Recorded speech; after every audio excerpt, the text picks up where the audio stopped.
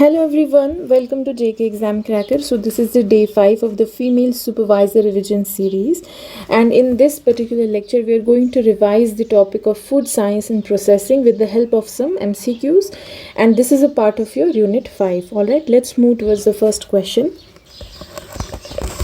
So the first question is, which of the following is the primary component of carbohydrates?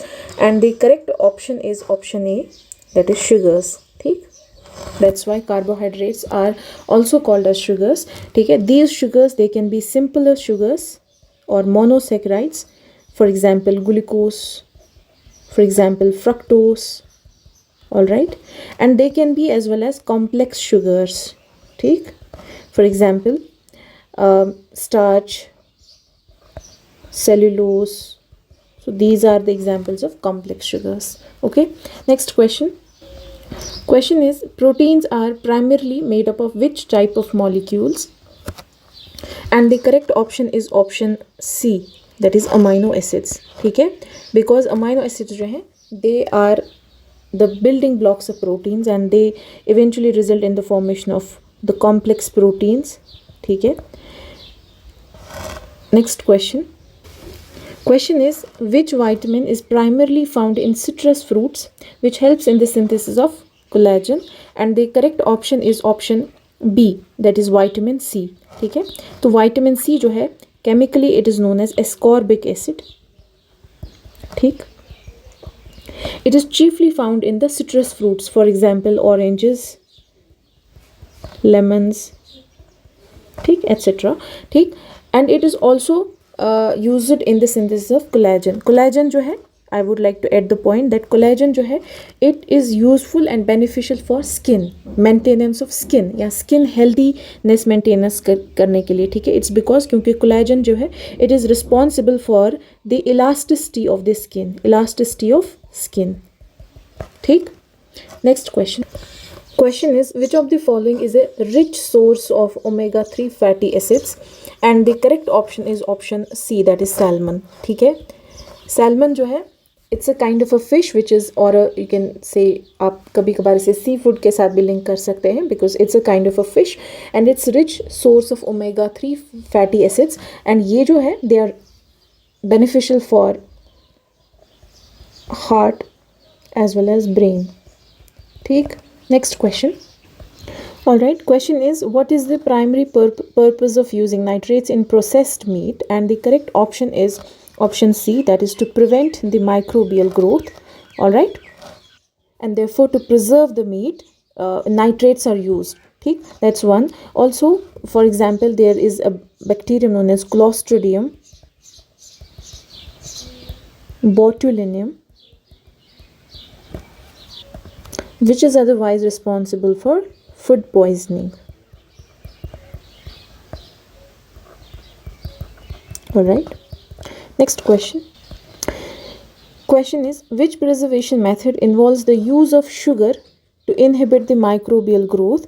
And the correct option is option D, that is jam making. ठीक है, in jam making process, use of sugar to inhibit the microbial growth is used as a preservation method, just to preserve the fruit that is used in the jam making of that particular fruit. ठीक है, and high concentrations of sugar are used. High concentration of sugar. ठीक, to prevent, or you can say to preserve the fruit जिसका jam बन रहा हो. ठीक, next question. Question is, which of the following is a common method for preserving food by removing the moisture? And the correct option is option B. ठीक है, by removing the moisture from the food, and in order to preserve it, drying is one of the common methods that's implemented. ठीक, in order to, and therefore it, you know, sort of prevents the spoilage of food. ठीक है, spoilage of food that is preserved, that is prevented. ठीक, next question. Question is, which preservation method involves heating the food to destroy the microorganisms and then sealing it in an airtight containers? इसमें क्या, ये जो method है, इसमें हम खाने को जो हमें प्रिजर्व करना होता है पहले हम उसे हीट करते हैं ताकि जो माइक्रो ऑर्गेनिजम्स उसमें प्रेजेंट हो they are destroyed, number 1, and number 2 then it's sealed in the air tight containers, ठीक है। And the correct option is option A, that is canning, ठीक है। Next question, question is which of the following is the purpose of adding antioxidants to food, and the correct option is option C, that is prevent the oxidation of the food, ठीक है, because oxidation of food जो है it leads to number 1 rancidity of food, ठीक, and number 2 spoilage of food, and therefore in order to prevent this oxidation जो हमारे foods होते हैं we add antioxidants to those foods, ठीक। And speaking of for example rancidity क्या होती है, you know हमारे जो फूड्स होते हैं there are fats and oils that are present in the food, and जब उन फैट्स और ऑयल्स की ऑक्सीडेशन होती है और when they stay in the open और as such exposed for a longer period of time they get oxidized and they become rancid. Rancid का मतलब है दे बिकम स्टेल, ठीक है, वो सड़ जाते हैं, सड़ा जिसे हम सड़ा हुआ खाना कहते हैं, ठीक है। एंड देयरफॉर उनका जो स्मेल है वो बदल जाता है, एज वेल एज जो उनका टेस्ट होता है वो बदल जाता है, तो हमें पता चलता है कि ये फूड जो है ख़राब हो चुका है, इट हैज़ बिकम स्टेल, ठीक है। That is the term rancidity, sometimes it may be asked rancidity क्या होता है, ठीक है। Next question is which additive is commonly used to improve the texture and consistency of food products, यानी जो food का टेक्सचर एंड कंसिस्टेंसी को improve करे उसके लिए कौन से एडिटिव्स हम इस्तेमाल करते हैं, and the correct option is option B, that is emulsifiers, ठीक है। आपने अक्सर देखा होगा जो हमारे ख़ासतौर पे जो पैक्ड फूड आइटम्स होते हैं ना उन पे काफ़ी सारे उनका जो फूड लेबल होता है उसमें लिखा होता है कि कौन से एडिटिव्स हमने इस्तेमाल किए हैं, और उन एडिटिव्स में कुछ एंटीऑक्सीडेंट्स होते हैं, कुछ कलरेंट्स होते हैं, कुछ प्रिजर्वेटिव्स होते हैं, कुछ स्वीटनर्स होते हैं, कुछ इमल्सिफायर्स होते हैं। लेकिन यहाँ पे जो बात हम करें वो करें इमल्सिफायर्स की, बिकॉज दे आर यूज्ड और added to the food in order to improve the texture and consistency of the food. और ये इमल्सिफायर्स काम कैसे करते हैं, बाय अलाउिंग और जो ऑयल एंड वाटर या for example fat and water, ठीक, या ऐसी चीज़ों को जो इमिसिबल चीज़ें हैं आपस में, ठीक है, जो इमिसिबल इंग्रेडिएंट्स हैं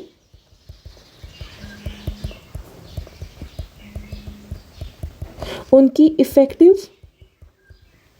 मिक्सिंग के लिए हम इमल्सिफायर्स करते हैं ऐड, ताकि कंसिस्टेंसी और टेक्सचर ऑफ फूड आइटम्स जो हैं या फूड प्रोडक्ट जो हैं वो बिल्कुल होमोजेनस रहे, ठीक है। तो texture and consistency of food क्या होना चाहिए, homogeneous, alright. Next question is which of the following is used as a thickening agent in food products, and the correct option is option B, that is pectin, ठीक है। Pectin को हम use करते हैं as a thickening agent in food products. और for example अब ये food products में थिकनिंग एजेंट कहाँ पे होता है, जैसे जब हम जैम्स बनाते हैं या फॉर एग्जांपल जेलीज बनाते हैं, ठीक है, उनमें थिकनिंग एजेंट्स का काम होता है ताकि टू सेट देम टुगेदर, ठीक है, उस जेली या जैम को एक साथ होल्ड करने के लिए थिकनिंग एजेंट्स आ जाते हैं, उनका रोल आ जाता है। And pectin is an example of A thickening agent which is used in the food products, खासतौर पे जैम एंड जेलीज बनाने में, ठीक। Next question is which colour additive is commonly used in beverages and candies to provide the red color, ठीक है, and the correct option is option B, ठीक है, that is erythrocene, ठीक है। erythrocene जो है it is a synthetic agent और dye, ठीक, that is used in beverages and candies जिनको red color का हमें देना होता है, ठीक, it's used as a color additive, ठीक। next question is what is the purpose of blanching vegetables before freezing, and the correct option is option B, that is to retain color and nutrient, all right। so it's a method जहाँ पे हम vegetables को fridge करने से पहले blanching करते हैं, जहाँ पे उनका जो कलर है, उनका जो न्यूट्रिएंट्स है, that is in other words you can से उनका जो फूड वैल्यू है वो प्रिजर्व करने के लिए हम ब्लांचिंग करते हैं, ठीक। देयरफॉर ऑप्शन बी जो है वो करेक्ट ऑप्शन जाएगा, ठीक। Next question is which process is used to convert liquid milk into powdered milk, ठीक है, and the correct option is option C, that is dehydration, ठीक है। dehydration में हम liquid milk को उससे हम moisture डिहाइड्रेट करते हैं उसे और वहाँ से पाउडर्ड मिल्क बनाते हैं, बिकॉज पाउडर्ड मिल्क जो है इट्स यू कैन से अ preserved form of milk, because powdered milk की जो शेल्फ लाइफ होती है वो ज़्यादा होती है, ठीक है। ऑल्सो हम इसे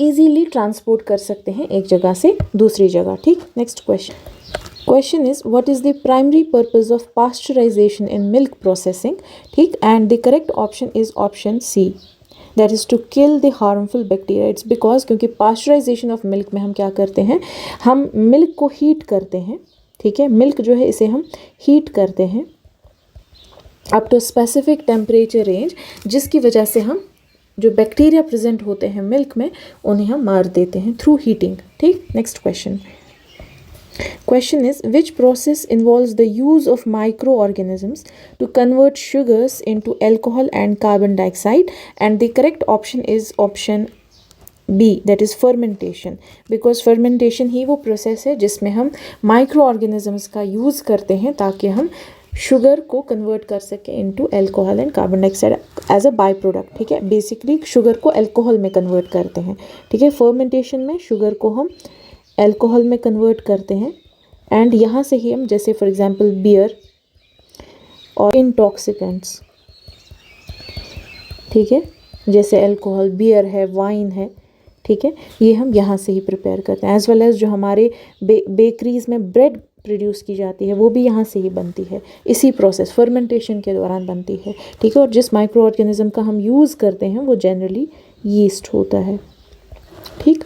next question is which micro organism is commonly associated with undercooked beef and can cause severe foodborne illnesses, and the correct option is option B, that is Escherichia coli, या simply जिसका हम short में बोलते हैं E. coli, ठीक है। there are still strains of E. coli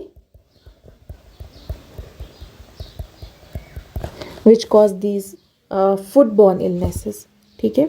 next question is which foodborne pathogen can grow at refrigerator temperatures and is a concern in ready to eat foods, and the correct option is option C, that is Listeria monocytogenes, ठीक है। ये ऐसा pathogen है जो refrigerator temperature का मतलब है जो वेरी लो टेम्परेचर्स पे ग्रो करता है, ठीक है। That is it grows at very low temperatures and therefore जो रेडी टू ईट फूड्स होते हैं उन्हें हम अक्सर प्रिजर्वेशन के लिए रेफ्रिजरेटर्स में रखते हैं, रेफ्रिजरेशन के अंदर रखते हैं ताकि वो ख़राब ना हो, स्पॉइल ना हो। लेकिन वहाँ पे भी एक कंसर्न ये है कि क्योंकि पैथोजेंस लाइक लिस्टीरिया मोनोसाइटोजीन्स एक ऐसा पैथोजन है जो लो टेम्परेचर्स पे ही ग्रो करता है। दैट मीन्स जो रेडी टू ईट फूड्स हमें मिलते हैं, पैक्ड फूड्स मिलते हैं, उनमें इन पैथोजेंस का होने का खतरा रहता है, and as a result they cause various foodborne illnesses, ठीक। Next question is what is the main purpose of hazard analysis critical control point in food processing, and the correct option is as the name suggests identify and control the food safety hazards, ठीक है। This is very obvious. Next question is which pathogen is commonly associated with foodborne illnesses from undercooked poultry, ठीक है, and the correct option is option B, that is salmonella, ठीक है। See, speaking of the other options, E. coli, Listeria or Clostridium botulinum, ठीक है, these are all associated with some one or the other foodborne illnesses, ठीक है। Spoilage of food जो हमने कुछ इनमें से एग्जांपल्स भी ऑलरेडी देखी हैं, लेकिन यहाँ पे जो स्पेसिफिकली हम बात करें अंडर कुक्ड पोल्ट्री की, तो यहाँ पे जो मोस्ट अप्रोप्रिएट है वो है सॉल्मोनेला, बिकॉज अंडर कुक्ड पोल्ट्री में जो फूडबॉर्न इलनेसेस आ जाती हैं उसका सिर्फ सैल्मोनेला रीज़न नहीं है, there can be other bacterias responsible as well, but salmonella is one of them, ठीक। Next question is which of the following sensory characteristics, that is the characteristics which can be evaluated with your sense organs, ठीक, is evaluated to determine the freshness of fish, ठीक है। जब आपको मछली खरीदनी हो तब आप वो फ्रेशनेस ऑफ फिश कैसे पता करते हैं। फॉर एग्जाम्पल जो पहला है that is colour, texture, order, ठीक है। कलर से भी पता चलता है, टेक्सचर से भी पता चलता है, ऑर्डर से भी पता चलता है, इसलिए जो मोस्ट अप्रोप्रिएट है that is option D, that is all of the above. ये सारी चीज़ें होनी चाहिए फ़िश में, ठीक है, जब हम एक फ्रेशनेस ऑफ फिश जो है वो सेंस कर रहे हो, ठीक है. These are all the sensory characteristics. Sensory characteristics because colour कैसे पता चलता है, आईज से, तो our eyes are involved. Texture कैसे पता चलता है, हमारे हैंड से पता चलता है. ठीक है. ऑर्डर कैसे पता चलता है, बिकॉज ऑफ द स्मेल. ठीक. Next question. Alright, question is which method is used to measure the concentration of a specific nutrient in the food, and the correct option is option B, that's chromatography. ठीक है. Chromatography जो है it is an analytical method. ठीक है. Alright, so it's an analytical method and technique जिसकी वजह से हम concentration of specific nutrient present in the food evaluate या measure कर सकते हैं. ठीक. Next question. Question is which sensory characteristic is evaluated to ensure the consistency of a food's flavor profile, and the correct option is option C, that is taste. ठीक. Because taste of food जो है वही responsible है for the consumer satisfaction. ठीक है. Consumer satisfaction, that is also proportional to the taste or the flavor profile of the food. ठीक, that's being offered. Next question. Question is what is the primary function of a food sensory evaluation laboratory, and the correct option is option D, that is assess the sensory attributes which include, for example, taste, texture, smell. ठीक है. This is to ensure कि जो quality है, food quality है, वो maintain हो. ठीक है. फूड क्वालिटी को मेंटेन किया जाए एज वेल एज जो कंज्यूमर प्रेफरेंसेस हैं वो भी इंश्योर किया जाए. ठीक है. फॉर एग्जांपल अगर कोई फूड प्रिपेयर किया जाता है विच इज़ जिसके पैकेट पे लिखा है फॉर एग्जांपल कि ये स्पाइसी है, लेकिन द फूड और जो कंटेंट उस पैकेट में हो, जो पैक किया गया हो उस पैकेट में, that should not be sweet in taste, क्योंकि पैकेट पे लिखा है कि ये स्पाइसी फूड है. ठीक है. It's rich in the spices and flavours etcetera. लेकिन if inside that content that comes out the food जो प्रेजेंट होगा वो स्वीट होगा, तो ये बहुत मिसमैच होगा ना. एडवर्टीजमेंट का मिसमैच होगा, या जो क्लेम करता है प्रोडक्ट या कंपनी जो उसे बना रही हो वो क्लेम करती है फूड स्पाइसी है, लेकिन the food will be sweet in taste or sour in taste, so there will be a mismatch of the you can say claim and the preference. ठीक. Next question. Question is which of the following disciplines is not typically associated with food science, and the correct option is option C, because astronomy जो है it is not typically associated with food science, while as other जो rest disciplines है they are associated with the food science in one way or the other way. ठीक. Next question. Question is the scope of food science includes all of the following except, and the correct option is option D, that is space exploration. Space exploration has no direct or indirect relation or association with the food science, so it is most irrelevant option when it comes to the discipline of food science. While as food safety, agricultural science, nutritional science, these have a direct correlation with the discipline of food science. ठीक. Next question. Question is food chemistry involves the study of, and the correct option is option B, the physical and chemical interactions of all components of food. लेकिन in addition to this also the biological and non-biological components जो हैं they and their interactions within the food, that is also the domain of this discipline of food chemistry. ठीक. So as well as bio and non-biological components. ठीक. Next question. Question is which of the following is not a primary component study in the food chemistry, and the correct option is option C, that is electrons. Electrons जो हैं they are not the domain of study of food chemistry, while as carbohydrates, proteins, lipids etc. ये सब components हैं food chemistry के बारे में. ठीक. Next question. Alright, question is food engineering primarily focuses on, and the correct option is option B, that is industrial processes used to manufacture and manufacture food as well as pack the food. ठीक. Next question. Question is, what is an example of novel approach in food engineering? And the correct option is option B, that is designing new packaging materials. ठीक है, this is to enhance number 1 shelf life of the food items जो है उसको increase करने के लिए 1. Second, जो transport है of these packed materials उसको easy बनाने के लिए, convenient बनाने के लिए new and novel approaches in food engineering to design new packaging materials जो है वो इन्वॉल्व होता है या वो उस पर काम किया जाता है. ठीक है, that is pretty much in vogue. ठीक, next question is food microbiology जो है it studies the micro organisms that, and the correct option is option B, that is the micro organisms that inhibit, create और contaminate food. ठीक, 1. And also the microorganisms that include the beneficial ones, for example in the preparation of probiotics. ठीक है, this is the domain of the study of the discipline of food microbiology. That's why option B जो है वो most appropriate answer है. ठीक, next question is, which of the following foods is not typically associated with the use of microorganisms? And the correct option is option D. ठीक है, that's pasta जो है micro organisms के दौरान prepare नहीं किया जाता, while bread, cheese, beer, these are the products जहाँ पे माइक्रो ऑर्गेनिजम्स का यूज़ होता है, जैसे हमने फर्मेंटेशन की बात करी थी. ठीक है, ब्रेड एंड बियर के टाइम पे. ठीक, next question is Nicolas Appert's contribution in food technology was, and the correct option is option B, that is the development of canning process. ठीक है, that has a key role in the food technology or food preservation processes में. ठीक, next question is, early scientific research in food technology primarily focused on, and the correct option is option B, that is food preservation.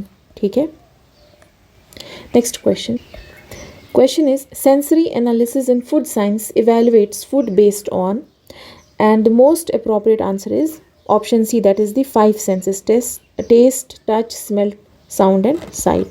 Option C is the most appropriate one. ठीक, next question is, which sense is not typically part of sensory analysis in food science? And the most appropriate answer is option D, that is intuition, which is often regarded as the sixth sense, लेकिन this is not involved in the sensory analysis in food science. ठीक, next question is, which of the following is not a food safety issue tackled by the food scientists? ठीक, and the correct option is option D, that is increasing the flavor of foods. All right, because reducing outbreak of foodborne illnesses, improving shelf life, creating self packaging जो है ये food safety issues होते हैं, लेकिन increasing the flavor of foods, this is the issue tackled by or addressed by the sensory science. ठीक, next question. All right, question is, which technology can be used to sterilize food and enhance the food safety? And the correct option is option A. ठीक है, high pressure processing. So option A is the correct option. Next question is, adding iron or folic acid to bread and cereal is an example of, and the correct option is option B, that is improving the nutritional quality of the food. All right, in order to meet the dietary needs. All right, it is just to meet the dietary needs. 1. Also to overcome deficiencies. We speak of nutrient deficiencies, or for example mineral deficiencies. ठीक, next question is, food science helps us to understand which of the following about nutrients. So the question is basically food science जो है वो nutrients के बारे में क्या provide करता है. ठीक है, क्या इन्फॉर्मेशन प्रोवाइड करता है, क्या अंडरस्टैंडिंग प्रोवाइड करता है. And the correct option is option C, that is the nutrients we need and how to enhance the foods, that is how to improve the quality of food, that is improvement in food quality कैसे हम करें, how to ensure improvement in food quality to avoid the occurrence of diseases, जो food related diseases हैं. ठीक है, उनको कैसे हम prevent करें, that is to prevent the occurrence of food related diseases or disorders. ठीक, next question. Question is, which of the following inventions is a key example of food science extending shelf life? And the correct option is option B, that is refrigerators. ठीक है, refrigerators जो है उनका main काम ही है to extend the shelf life of the food products. ठीक, next question. Question is, which process in the manufacturing of coffee involves food science? Number 1, harvesting, roasting, grinding, all of the above. And the correct option is option D, that's all of the above. ठीक है, इन सब steps पे जहाँ पे हम coffee को manufacture करते हैं, उसे उसके बाद पैकेजिंग उसकी करते हैं, फर्मेंट करते हैं, उसके बाद उसे प्रिपेयर करते हैं, ग्राइंड करते हैं. दिस ऑल स्टेप्स जो है, जो manufacturing, packaging and transportation of coffee है, इन सब चीज़ों में फूड साइंस जो है, the science that is behind the harvesting, roasting, grinding and in general you can say manufacturing of coffee, that all involves the food science. ठीक, next question. Question is, what role do sensory scientists play in the food industry? And the correct option is option C, that is evaluating foods based on sensory experiences, that is engaging 5 senses. ठीक है, जो 5 sense organs हैं या 5 senses मैं कहूँगी. ठीक है, to ensure the quality of food. ठीक है, फूड को इवेलुएट करने में, उसको उसकी क्वालिटी चेकिंग में, उसकी इम्प्रूवाइजेशन में जो फूड साइंटिस्ट सेंसरी साइंटिस्ट्स होते हैं, वो अपने 5 सेंसेस का इस्तेमाल करके उसे इवेलुएट करते हैं. ठीक है, next question. Question is, what is a food desert? And the correct option is option B, that is a region with limited access to affordable and nutritious food. ठीक है, and this food desert या जो issues related to food desert है, this is one of the key challenges for जो food scientists हैं, that is the people engaged in food science. ठीक है, scientists या even जो food industry है उनके लिए, and even for the prospects like inclusive growth. ठीक है, जो इंक्लूसिव ग्रोथ है, जो आपने अक्सर इकोनॉमी में वो टर्म पढ़ी होगी, इंक्लूसिव ग्रोथ. ठीक है, तो यहाँ पे भी एक ये बड़ा इशू आ जाता है. It's as I said, it's one of the key challenges. ठीक, next question. Question is, how can food scientists help in underserved areas with limited food access? यानी वो लोग जो अंडरसर्व्ड एरियाज़ में हैं, जहाँ पे लिमिटेड फूड एक्सेस है to quality, healthy and nutritious food scientists वहाँ पे कैसे काम करेंगे? जैसे एज ए सेड कि फूड डेजर्ट्स की यहाँ पे बात हो रही है. ठीक है, and the correct option is by empowering communities to engage in urban farming. ठीक है, एज यू नो कि जो रूरल एरियाज़ हैं वहाँ पे you have access farming lands, farms होते हैं, तो वहाँ पे एक्सेस अवेलेबिलिटी ऑफ फूड होती है. लेकिन पीपल जो because of urbanization rural area से मूव होते हैं to urban areas like cities, all right, from villages to small towns, या स्मॉल टाउन से वो बड़े मेट्रो सिटीज़ में चले जाते हैं. वहाँ पे there is no sort of, वहाँ पे access to nutritious food availability नहीं है. जो भी है वो मार्केट से फूड खरीदना पड़ता है, एंड मार्केट में जो फूड है वो सारा न्यूट्रिशियस अवेलेबल फूड नहीं होता है. सो फॉर दैट लोगों को, कम्युनिटीज़ को एंगेज किया जाता है फॉर अर्बन फार्मिंग. ठीक है, next question.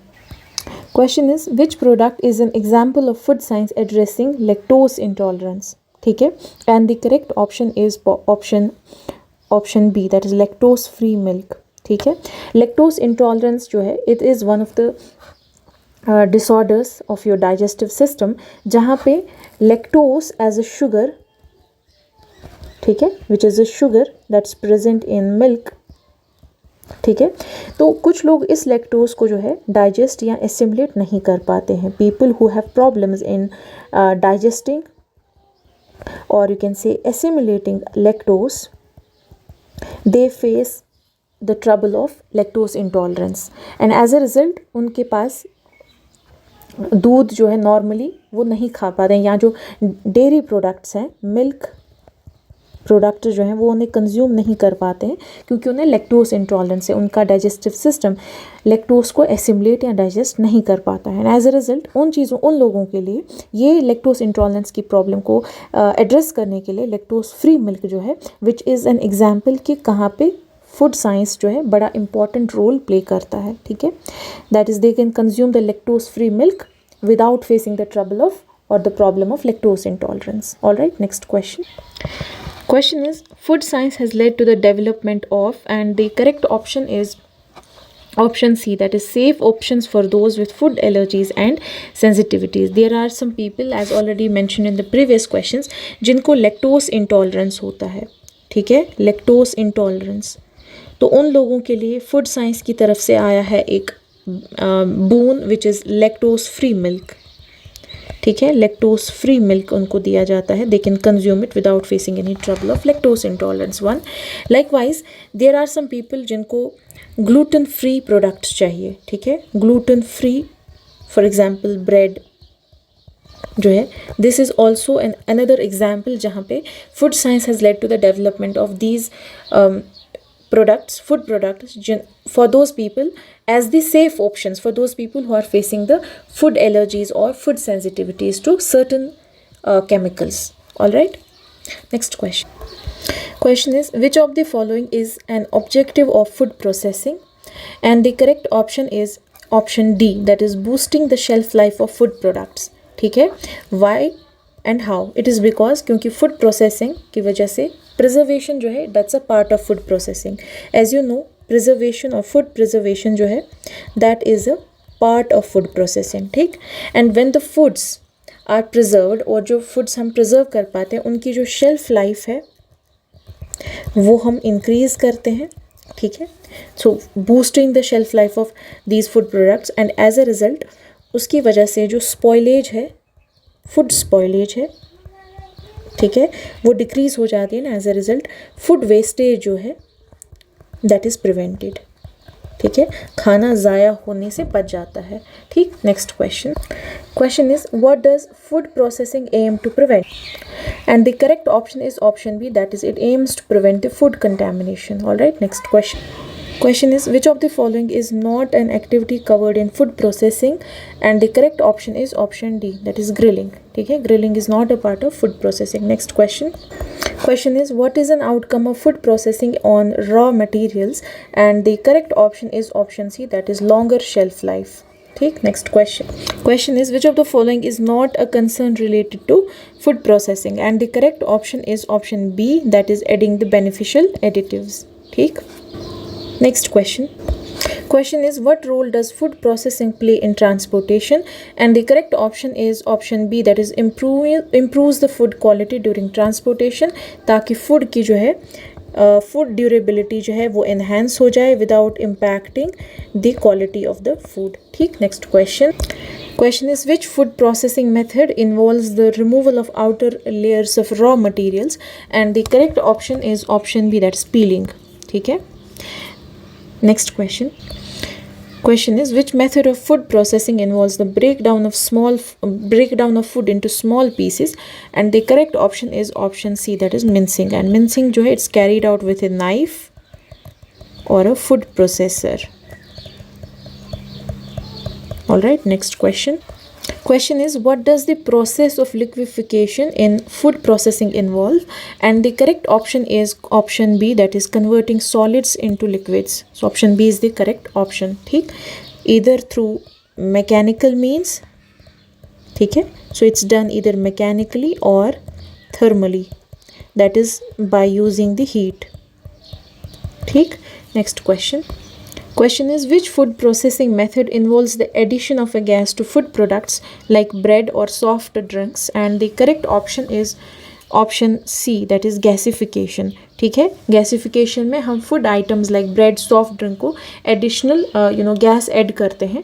It is just to bring the desired characteristics to that food product. ठीक है, जैसे soft drinks में हम जो for example carbonated drinks है ना, तो जो डिज़ायर्ड कैरेक्टरिस्टिक्स होते हैं उन प्रोडक्ट्स के, इसीलिए हम उनमें गैस ऐड करते हैं. All right, So this was the last question of this particular lecture. See you some other time.